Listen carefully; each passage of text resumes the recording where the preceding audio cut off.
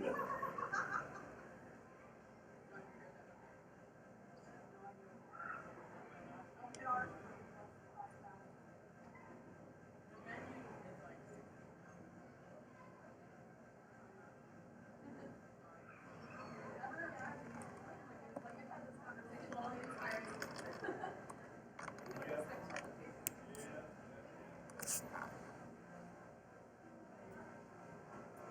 right. Did it work? Is it working? Yep, it's going.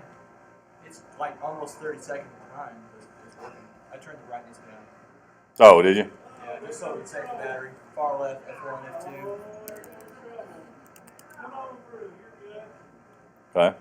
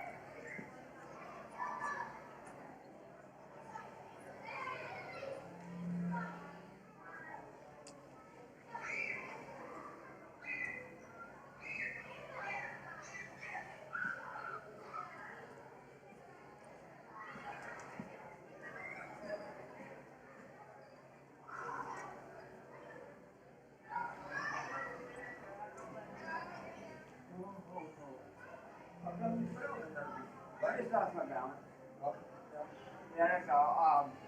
I got you to thank you every now and then. Come on, go to the left. And every now and then we can write the most to the left. Right? Overhead, got left hand, now we're all right. All right, my brother was left.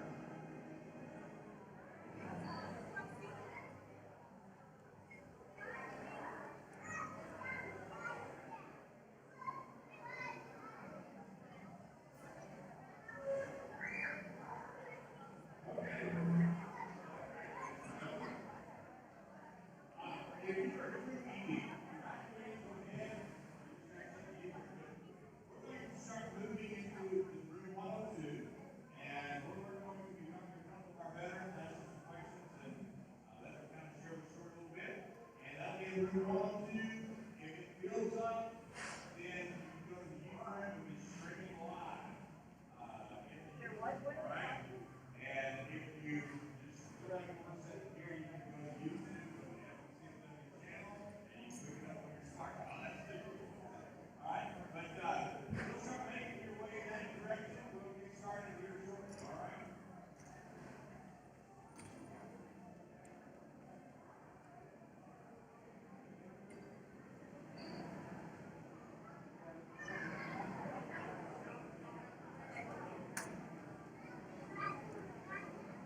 That's the boy bathroom. When you go in there by yourself and not get in trouble, just go in there, go to the bathroom, and come out.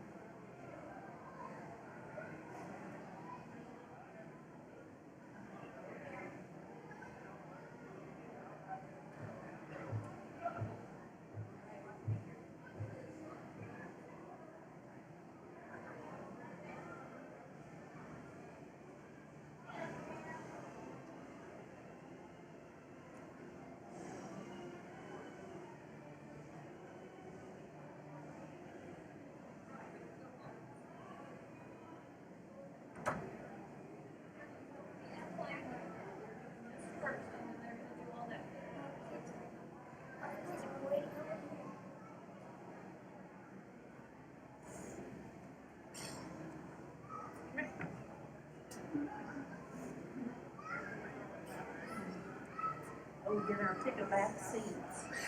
All the stuff like That's what they get when they cross the equator. You see the this one there? Oh, that's You do this one, they have those little machines He and crossed the equator. that's what stopped and took the picture there before it went to the freeway. Of course, he lied about his age. They called him a son.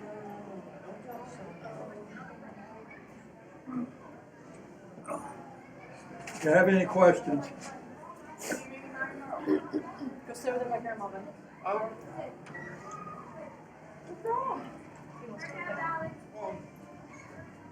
It's only gonna take forever. It's all your display. yeah, Over. what little bit I had. After all these years, I'm surprised I've still got that as many times as I've moved. Yeah, in the service. Because I got some of that back when I was overseas. Well, almost all of it. When I was overseas. So that's 72 or 3 years. Yeah, I'd be able to hold on to it that long and moving. So in the Navy, I was in, after I come back, I was in Oakland, California. I was in Oklahoma. I was in I think they're New gonna Orleans. interview Jack and Rusty I was in first, and Houston. then after Made that, all I those believe moves so. and still kept that stuff. No, Libby's in On Lord. the the house, movie's in there. Show In you the interim. huh? picture. No, I think it's gonna be after Cemetery this. Today, Oh, wow. you ever go to Mount Olivet? Oh, I had been there I want him to during the listen to this. Memorial Weekend. You know, that's where he always is buried. And my son's buried there. You know, tomorrow they'll put flags on the whole veterans' graves. Did it? Yeah. What, you say your son's buried at the cemetery? Uh, You know, your son's buried at the national cemetery? Eloise's brother is. No. He's gonna he's go to buried the out there. Marines or Air Force? You. But, oh, you're doing both. Okay. The Air Force, yeah. Oh, you're gonna do the Marines and then go to the Air Force. Okay. Gene was in Air Force, wasn't he?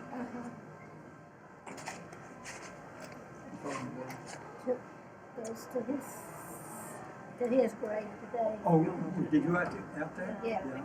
They got flags on all the graves? Not yet, but they will by There's places tomorrow. to sit. Really? I'll sit. Yeah. Maybe for anybody else who wants That's, to sit. I went to the one in Washington D.C. I couldn't get over it. It covered acres and acres and acres. Okay, I'm gonna put this right here. Acres, over hills and dales. The National Cemetery. Yeah. You Yeah. planted I was 50. surprised at how big it is. So, this, I'm very pleasant. Cody, get up. Changing of the You guard. need to have room. Yeah, I got to do that too. With Kathy says, I think there's more people than That I was know. No, we're gonna stand up, let everybody else have a place to sit. real crisp and everything, precision. And if it's pouring down rain, they just. Yep, it takes granted that they're walking on and they bore a path and they go for granted. What? Well, Jack, Yes, ma'am. you're gonna tell us your life history today? Well, I don't know about that. They hadn't asked me. They hadn't said anything to me. I heard they was gonna interview somebody. Oh, maybe it's you. Somebody. I said, did you remember? Did you have to relearn? Good. Oh, because it's just something you never forget, right? Yes, like skating. It was swimming. He got to be swimming yesterday and today.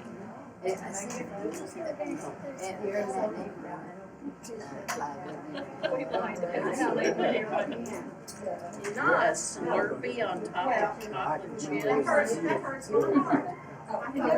Chris, did you see this back here? Did you see this? Yeah, he probably would have eaten a hot dog. No, it's not your dog. He fixed his own plate. He had chips, 2 cookies, a piece of cake, and 2 strawberries. Yeah, that's what- Is all this you? No, and you didn't eat the cookie, you just ate the chocolate chips out of it. Oh, you did not. Oh, good.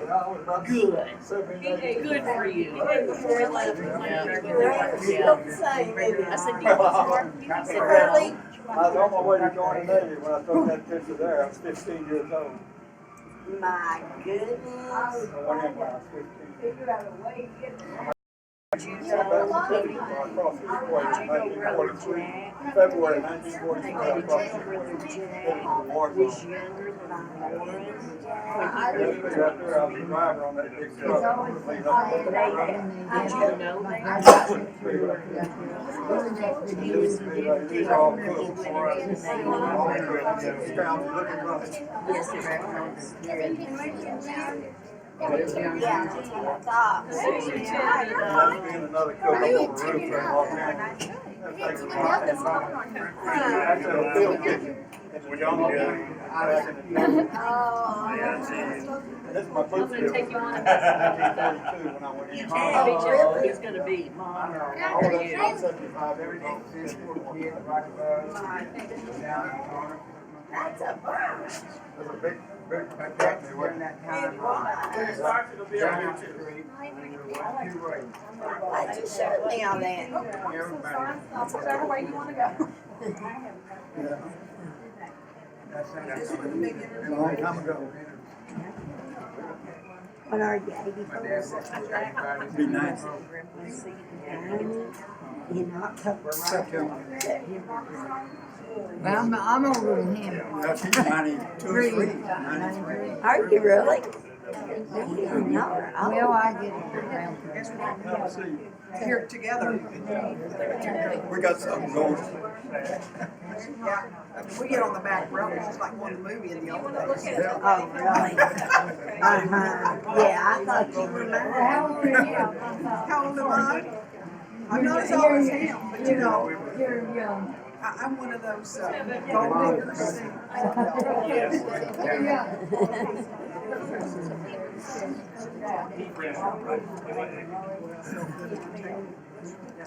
My brother, June the 4th is his birthday, and he's going to be 80. We'll talk about it later, buddy. He was in the Navy for 20 years. But he's still living in California. I've done something right. Something like that. We gotta say this. You're not the chair. Okay. Oh, okay. All right. How y'all doing? Doing all right? Well, what we wanted to do, the idea behind this little gathering here is honor our veterans and let you hear a little bit from a couple of our veterans and what they experienced and and their involvement in the military, their military service. And so I'm asking Brother Jack Stowe and Brother Rusty Owens if you guys would come sit up here. And I have some questions for you. And so therefore, How they, long you you know, been in? we had the option where they could just stand and give a speech, but Rusty didn't get his done in time, so we're. No, these are very straightforward, easy questions, and then I'll let them share just anything they'd like to share, would like for you to know about their service, so let me get over to my questions here that I've jotted down. All right, so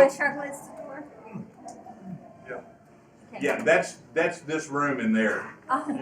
They're hearing it in there, so Ricky was just, you shutting the door in front of Ricky. He was probably coming in. And it echoes, you gotta, no, he's in there. Okay, well, he was It's a offended. delayed echo too. He shut the door and. You need help? So the first thing, we'll have these gentlemen introduce themselves as they would as they were, if they were in the Navy, if they can remember their number and their rank and all that. No pressure. So we'll start with this young man right here. Don't remember my number. They changed from the enlistment number to your social security number halfway through, so I'm not going to give my social security number. That's what I was going to write that down. I'm recording. Specialist Russell Owens, U.S. Army. Oh, yeah. I was ship's cook, second class petty officer. My number was 616-5817. That number is 74 years old. Oh, I was 1942 when I went in. He's better than I am. They don't make memories like that anymore. remember, yeah. Oh, we'll get to that. We'll get to that. Let me just start out with ask you the question: Why did you go into the military? Because I know Brother Jack has a little history on why he went into the military. So I asked that question so he can kind of share his story. And Rusty's probably got drafted. No. Don't you volunteered? All right. Tell us your start with Rusty. Go ahead. Well, start off with 28 members of my family were in the military. Oh, wow. So it was kind of what I was supposed to do. Yeah. Right. And, but of course, the Vietnam War was going on at the time, and I just felt like I needed to go and do my part. Thank you. Thank you. Absolutely. Thank you. Back in the 1940s, there were street gangs everywhere. They were real prevalent. They had the North Side gang, the South Side gang, the Shirt Tail gang, the Cooler Rat gang, a lot of gangs. And you either belonged to a gang or you was in trouble. And so I was getting in a lot of trouble. And so my dad said, well, the war started December the 7th. 4 months later, in April, I joined the Navy. He said, you can either go to the Navy or go to the reformatory. So the Navy looked pretty good. I lied about my age. The secretary where my dad worked changed the date on all my Navy records. I'm 92 years old. I'll be 90 my birthday. Did you get Social Security early? Yeah, well, I got it on my rightful age. See, so there is a story behind Brother Jack going in. I knew that story. What is your most memorable moment while in the military or at war, whatever? So I'll start with Brother Jack this time. What's your most memorable moment? I've told the story. It was on Guadalcanal, and I was swimming in the ocean. I'm not a long-distance swimmer. I'd swim out to a boat I'd heard was a missionary boat that goes around to the islands, and I was going to get in that boat and go joyriding. When I got out to the boat, it's further out than I thought it was, and I couldn't get it started. I didn't know how to jump it. I was 17 by then. So I started swimming back, and this is the most memorable. As I was swimming back, I gave completely out. I was totally exhausted. And I wasn't a Christian then, but I knew about God.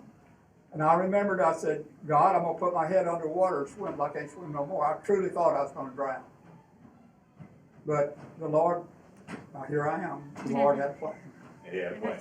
There was a log floating on the dock up there had rings in it where boats tied up when they come into the docks.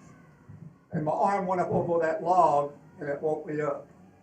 How come I swam straight back to that dock? I didn't swim out to sea. I didn't swim down the coastline. I made a straight line back to that dock.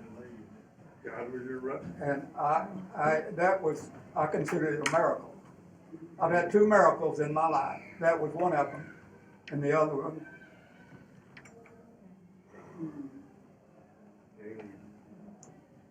when I accepted Christ in 1950.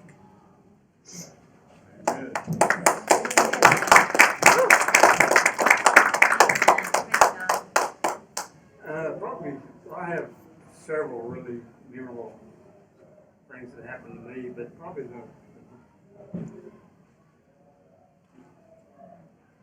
the most memorable was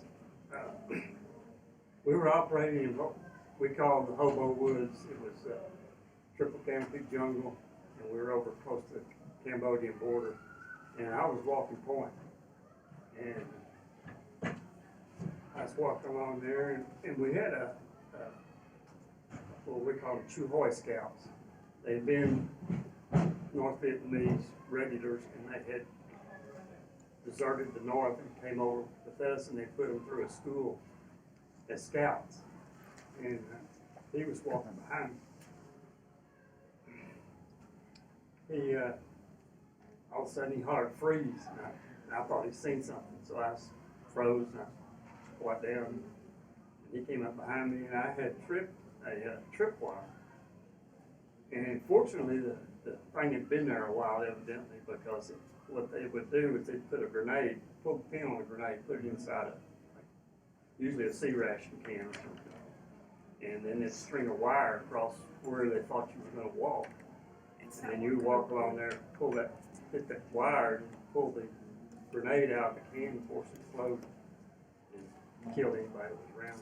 And fortunately, like I say, it's probably been there a while because it rusted just enough. Because I'd taken 2 or 3 steps with it on my shoe, my boot, and it rusted just enough that it didn't come out the can.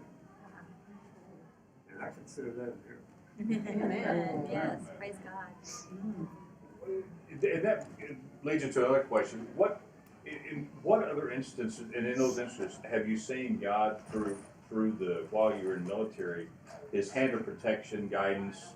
He had a plan. What experiences did you see now that you look back and go, that was God protecting me, that was God's hand watching over me? Well, there was one other time we'd been out on patrol for about 2 weeks, and then we come back in for a stand down in R&R, and we were sleeping in they were barracks about the size of this room, but they were plywood halfway up and then screened in the rest of the way up. And we had cots that they were divided off, small rooms, 2-man rooms, and we had cots to sleep on. Of course, there were two before studs, and it's the middle of the night. I hear what I thought was a rocket go off, and when I did, I just rolled off the cot on the floor. About that time, it went off right back at the barracks we were in, and I didn't know at the time what had happened. I got up and took off out the front of the barracks, headed to the bunker, and just as I opened the front door, another one went off right in front of me. I mean, probably from here to the wall. And I never even felt the concussion. I heard the shrapnel going by my ear. I never felt the concussion. Of course, I ran down, got in the bunker. The rocket and mortar attack had stopped. I went back to my bunk. And just about this much above the cot where I would have been laying, there was a piece of shrapnel probably about this big in the tube. It was sliced. It was sliced. It was disgusting. I never had anything that close. The worst thing, we got bombed about 2 or 3 times a week when it was real heavy. Right. And the worst one was when they hit an ammunition dump. They hit the ammunition dump and it burnt for 3 days. And it killed a lot of men, blowed a lot of legs and stuff off like sea, and that was one of the worst things we had. Then they came up with the idea, we had what they call pontoon barge, which is as big as this room. They made out big square metal tanks, square, and they put them together, they bolt them together, and they leave a space out in the back, and they put a motor, and they call it a pontoon barge. And they loaded the ammunition on this pontoon barge that we had left, and being another guy, every day at sundown, we had to take it out and anchor it out on an island, between an island. And an island was, if you want to look at Google or something, there's an island called Tamambogo. I could never think that name up, so that was the name of the island, Tamambogo. If you look at Talagi, you'll see Tamambogo. We had to sit out there on that pontoon barge loaded of ammunition all night, and we'd bring it back in. They finally took it over to another deserted island, and that's just because they didn't want it to be hit like that again. But that was the worst bomb. We had a lot of bombings, but that was the worst one. But I figured that was God protecting me that night. I really didn't think much about God. I didn't either. I was a sailor, and I lived there. Sailor life. They say a sailor had a girlfriend in every port, and I had 2 or 3. Confession is good for the soul. We won't talk about it, you know. We don't go there. Eloise will come back and get you. There were several more incidents where God had protected me. I came back without a scratch. I never even got a foot rash or anything the whole time. Wow, that's amazing. Everybody I knew had some kind of problem. Because your people are always wet. Yeah, I was always wet. I had malaria. You was lucky. 15 times I had malaria. Going to the hospital, I weigh 165 or 70, I'd come out weighing 125 or 30. You run a temperature of 106. The only thing I had for you was quinine. Wow. They'd come in once every hour or 2, and they had 7 or 8, 10 blankets on you, and you'd be shaking like that, and your hair fall out. You go out of your head, and they'd bathe you down with alcohol, trying to cool your body down. Wow. And when you take that much quinine, your spleen gets swelled up and fighting the infection. Terrible pain. And then you'd have an air raid while you're in the hospital. They'd have to pick you up on a stretcher and take you to a bunker because of the air raids. And I had malaria numerous times. Wow. And it kills over 1 million people today in third world countries. Wow. But the Lord spared me. He had a plan. Amen. Y'all heard me give that up there that time about God had a plan. I went, oh, so I could be here on Tuesday to cook lunch for the seniors. So you can cook on some too. That's your calling. Absolutely. Yeah. What, being military service, it just give us a little insight of what your fellow soldiers and the guys that you were in battle with, or that, where I saw like your pictures back with these are the cooks. Now, you can't tell me everything y'all did, but I know. But what does it mean having that camaraderie and having those guys that kind of have your back? Just kind of give us a little insight on that. Probably the first unit I was in was 82nd Airborne, and that was probably where I made the closest relationships. Because when I moved from the 82nd Airborne, I was there for a while, and then they sent me up to the 1st Infantry Division, which I made some good friends there, but I wasn't there long. They sent me up to the 101st Airborne. And probably the friends I made at the 82nd Airborne was probably the closest ones, because we probably went through more there than I did in the other 2 units. Just because we were in areas that were pretty hot. So it's like a brotherhood. You're fighting to keep the friend next to you alive. He's fighting to keep you alive. And it was just, it's so hard to explain the relationship you can develop with somebody when you're going through that kind of thing. He was in closer combat than I was. Ours was all bombings. We didn't have any hand-to-hand combat, any close contact with the enemy. When I went over, it was called Acorn Red 4 was the unit, and it was our job to put in an observation seaplane base to track troop movements, ship movements, troop movements. And the Japanese held an island called Russell Islands, and they were about 60 miles from us. So I didn't have any close, and I thank the Lord for it. Amen, brother. We got the bombings, and that was about the extent of it. And we moved, like he said, you move a lot. I was in 8 or 10 different places, so you never establish a real close. I never told a soul the 4 years I was in how old I was. Not one person.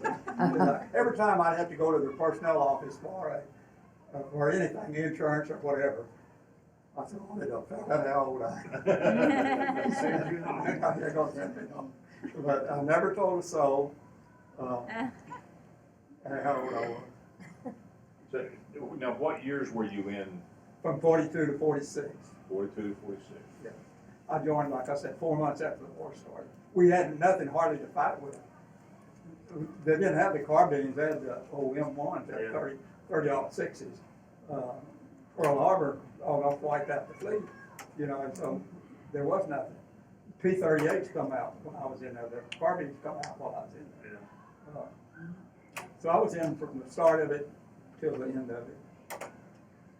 I went in 1968 and I was discharged in 1971.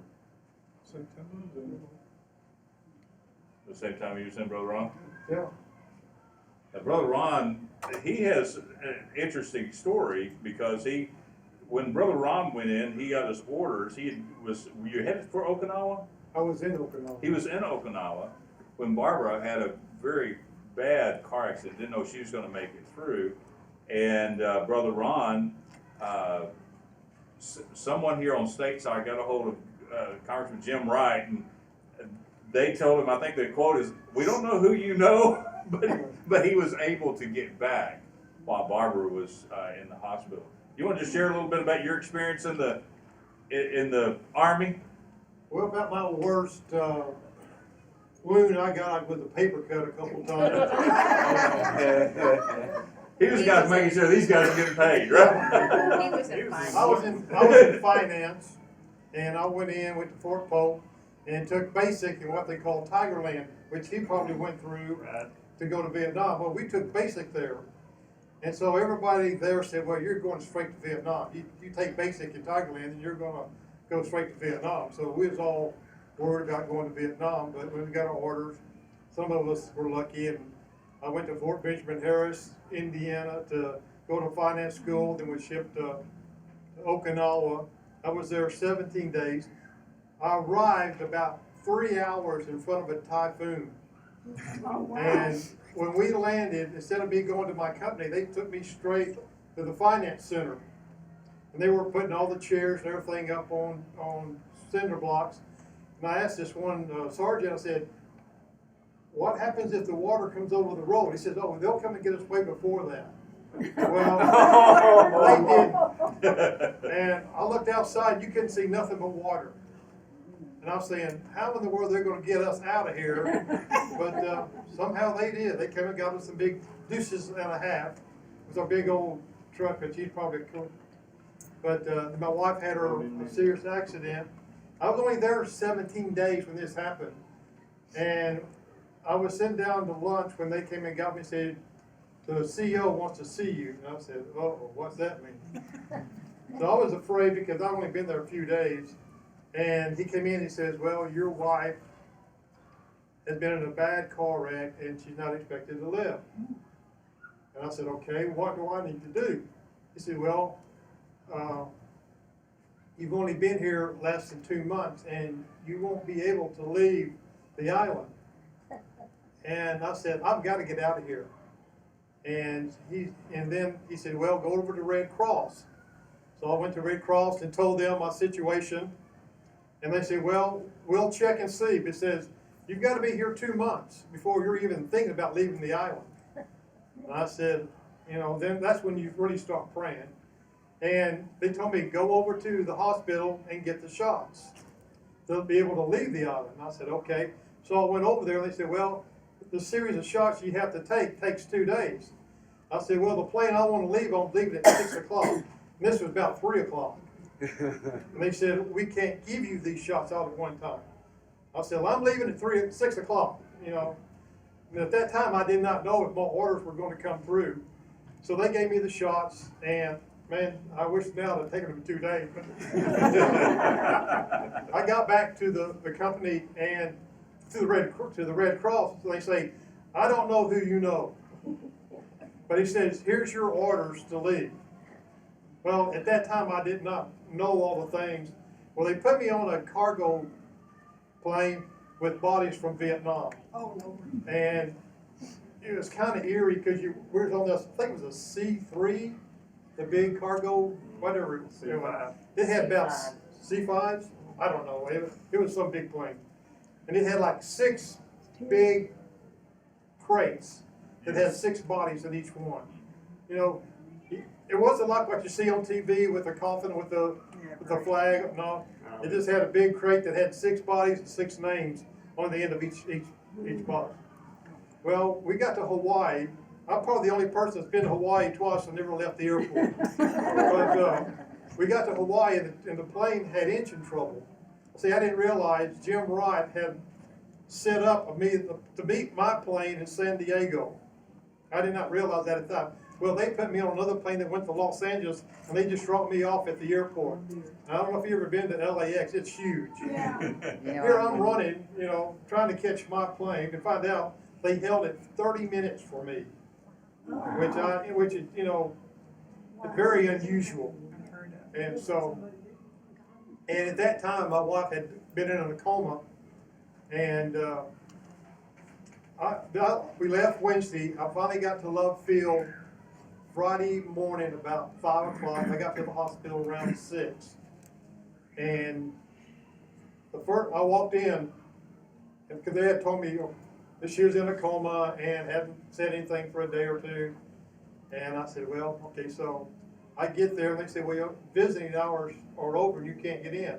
I said, well, I hope somebody bigger than you is going to come.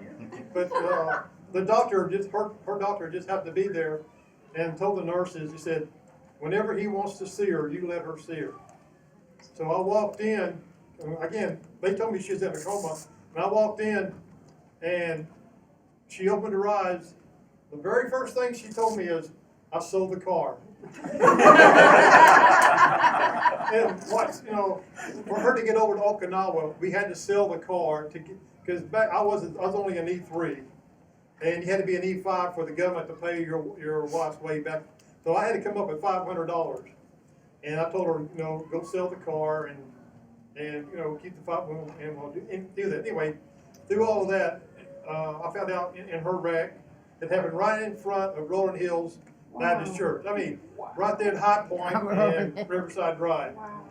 And she had gone to get her passport picture made, and she couldn't figure out how to get from Rosedale to Forest Hill. So she knew if I can get to Rolling Hills, I could get to Forest Hill. Well, that's how she ended up in a wreck. Anyway, but I got a compassionate reassignment, and I'd had a real hard assignment. I lived in Forest Hill and drove to Mineral Wells for 2.5 years. You know, that's my you know, military trip. real. But you kept the guys paid, right? You kept I paid. kept them paid real good. That's good. What would you guys, now looking around, we have Cody here and some, I guess I could be considered the younger generation. But what would you want communicated to the younger generation out of your experiences being in the military and related to our country Memorial Day? Well, I'd like for them to realize all the people that's gone before them so that they have what they have today. I think a lot of our younger generation they don't realize what it's taken to get to where we are today. I think we should teach it in school. Amen. I know they don't mentioned the Vietnam War at school, but I think that's what the younger generation needs to know, all the sacrifices has been made. I don't know, there was how many million killed in World War II, and almost 60,000 in Vietnam. That would be my contribution to the younger generation. One of the things that I realized, getting to know these men, what I shared a little bit about this morning about Mr. Kuntz being a survivor of Pearl Harbor, that whether we realize it or not, whether we realize it or not, is we really are walking amongst some heroes. And I've told my wife about this guy here when he first shared his story. And I said, Rusty's a hero in my book. Amen. And I always enjoy hearing Brother Jack tell stories and of their experiences. And and I want to thank you and Brother Ron and the other men who served. Curtis was in for a while. Do you have any short experiences you want to share? Or let me that you can share? I'm embarrassed because these guys have really been through it. I worked hard in basic. They said you can pick where you go. I said I want to go to the Pentagon, and I served there for 2 years. And you realize, just like he said, I mean, up in D.C., the president, no matter who you voted for, becomes your president. And the people that are there and are really working on your behalf, they become part of your family. And there's nothing like that experience. I'd invite anybody or suggest that anybody goes to that area and sees just what takes place and so much action. All of it's not good. And a lot of it is just bull and self-sustaining. But there are people up there that care about us and what goes on here. Man, I just suggest that they get really involved in what gets people to that place where their caring can impact our lives. Because it's important. I know a lot of young people don't think it's not important to vote. I don't want either one to win. No, somebody's got to win. Ultimately, either the people win or the people lose based on what we do as voters. And I have no war stories. I was there when Kennedy was killed, and it really became ugly in Washington, D.C. for people from Texas. They were taking Texas cars and destroying them in some way. They burned one on a freeway, and they damaged cars and car windows and anything they could see that suggested that person was from Texas. It wasn't Texas, it was just an idiot that did that. But the people that aren't idiots really need to get involved and make sure that, if they can, that the right thing happens when they vote. Well, I know they're ready to start the video in the next room. But if you have, anybody has a quick question, I'll take a couple of questions that you perhaps would like to ask. And if you have all rights to decline any questions that have been asked, if there's one, Miss Nadine. Rusty, did you know God at all? Were you already a Christian, or you? Well, I was saved when I was 12 years old. Okay. Oh. But God and me separated long after that. You left, he didn't. You did. I left, yeah. Yeah, he was still there. He was still there all the time. Yeah, I went over there, I was 19 and cocky and thought I was gonna win the war. It didn't take me long to Were you figure out. married when you went over? Sorry? Were you already